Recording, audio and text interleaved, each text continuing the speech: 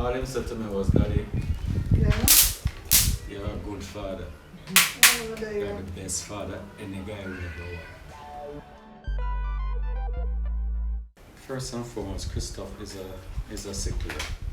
So he was at home Monday Monday evening. midday. Monday evening tonight. uh, When he started having a crisis. sickle crisis. We would have watched him for a period just to ensure that it was not anything that would have need to rush him to the hospital about. He was complaining of lower back pains. So we watched him for a while, as I said, but as the day progresses, we realized he started struggling to walk. He was having shaking in the legs when he tried to walk. One instant they had asked us to take him to the bathroom so that he can pass his urine. And it on that, at that time, we realized that he wasn't able to control the urine, so he basically peed on himself. Realizing that that was happening, we tried to clean him up after that happened, and that's when we realized he had probably what I would think is a bout of seizure. So we instantly rushed him off to the Spanish Town Hospital. I see. Throughout his years growing up, seeing that he has been troubled with sickle cell, have there ever been an instance with a similar result or response from him? No, this would have been the first time. I see. This would have been the first time. So it was something new for us. We Mhm. really didn't know what we were dealing with. So, as I said, at first sight, we rushed him off to the hospital. On arrival, he wasn't talking, and he didn't have that labored breathing as he spoke, as he was there.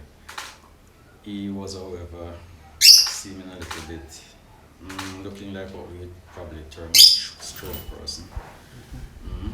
Twisted face and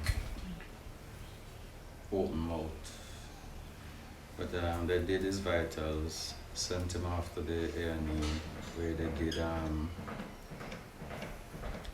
ECG, hooked him up to oxygen and saline, and would have referred him to see a specialist or for a specialist to see him.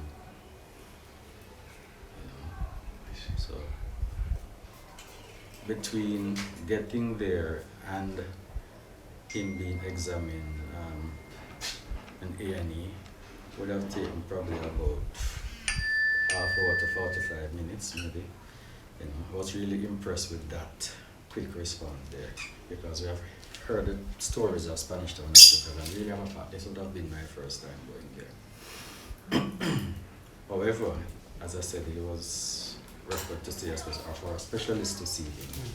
But the gap between A&E checking him to when the specialist would have seen him was about 2.5 hours. You got here about after 4, and the specialist didn't see him until after 9. Well, there you go.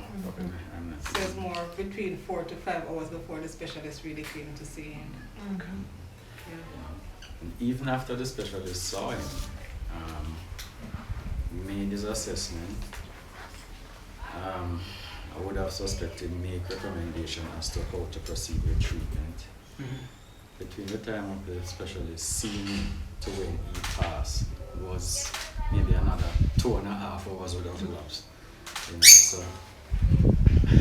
And even in that lapse of 2 hours, not one single ounce of medication was administered. I see.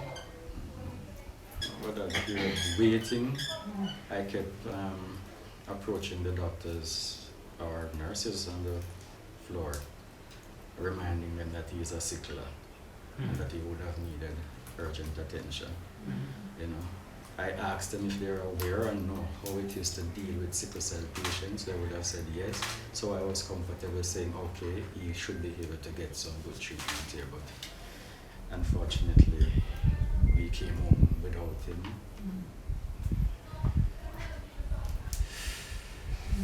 Have you guys been coughing since?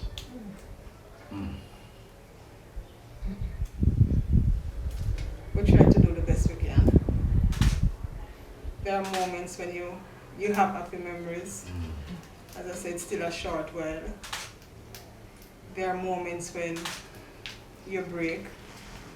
Like this one, when I checked his CSEC results and I realized his only aim was for him to pass his CSEC, and as he would have told me, Mommy, I'm going to make you proud. And when I checked the results this morning and I saw how well he did, and I realized he's not here, I wouldn't be able to tell him congratulations. I won't be able to tell him that you did it. He wouldn't be able to join me and say, Mommy, see, I told you that I would have done it. It tore me up. It tore me up.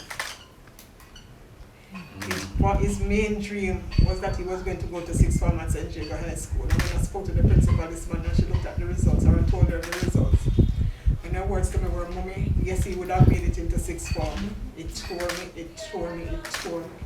Because that was his dream, that was his aim, that's all he was working towards, just to make sure that he got into sixth form. And he did it. All he said to me was, Daddy, Yeah. you're a good father. You're the best father any guy will ever want. He said to me, he never have any plans on having children. Yeah. But when he recall how I deal with them, then he made the decision, say, I want a family, so you can treat them the way I treated them. Like him come back to me. Yeah. Not come back to me like him, come back to me. Yeah, thanks. Couldn't understand why he was saying all of this stuff. You know, just never understand it. But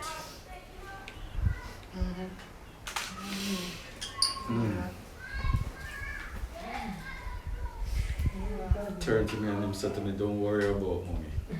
Mommy will be okay. Yeah, man, thanks. Thanks. Yeah, thanks. Couldn't get him to let me go.